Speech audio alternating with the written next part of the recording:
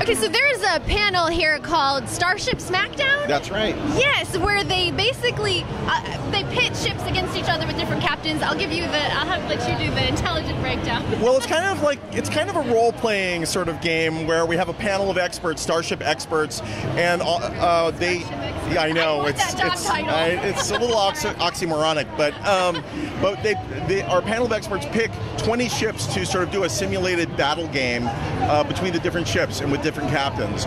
And this year is, I think, like the 24th time that they've done the Smackdown. I think they've been doing it for 10 years. They've done it at various events, but they've always done it at Comic-Con and WonderCon. And so this year we want to do something a little different. And so, Geek created a special promo poster for the Smackdown, and we put it together right here. And what we did is we selected 30 spaceships, and these were all models that we had built. So you built the model? You didn't just like find pictures? No, these were all actually built by one of our editors. We went over to his house, we photographed all of them, and then they were all put together into the chart in scale. Tough day at the office. It was a tough day. I can't believe I get paid for this. But the largest ship on here is, of course, the Star Destroyer, which you see is in the center here. Then if you can look really tiny right here, about the size of my fingernail, is the Millennium Falcon, which gives you a little bit of an impression of how big some of these ships are. No wonder they were always fighting. No, they were always fighting. But we have the classic Battlestar Galactica, we have the new Battlestar Galactica, we have the space battleship Yamato. Defiant. We have the Defiant's on here. It's little bitty. Yeah, it's tiny. We have the Nostromo from Alien, the Sulaco from Aliens. Sit down a little bit, I'm getting a little bit of color. Oh, yeah. There you go, thank you. And we have the Valley Forge from Silent Running. So we have 30 different craft on here. And I think they'll pick 20 of these for the Smackdown. And we'll also be giving away this poster at the Smackdown, so everybody can sort of follow along with it. Now, it's not just ship against ship.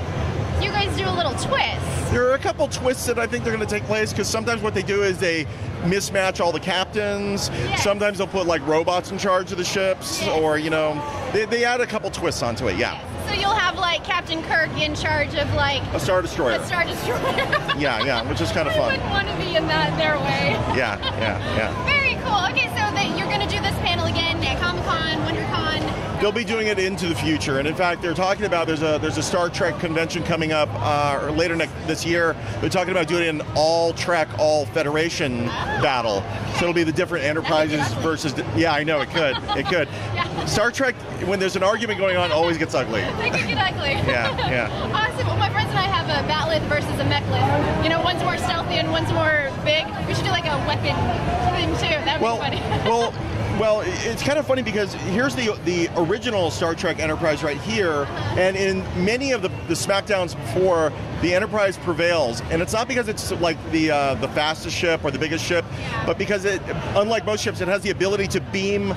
It can transport a weapon onto the Star Destroyer and just blow it up from the inside. It just has a lot more. They're crafty that way. They're crafty.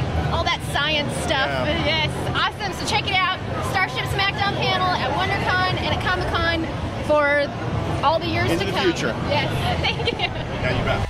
The most epic Starship Smackdown I have ever seen. Who just won? Oh my God, Captain America in command of the classic Starship Enterprise. Followed up by Neil deGrasse Tyson, one of the great Americans of all time and one of the people that I admire the most because of his stance on the space program, as he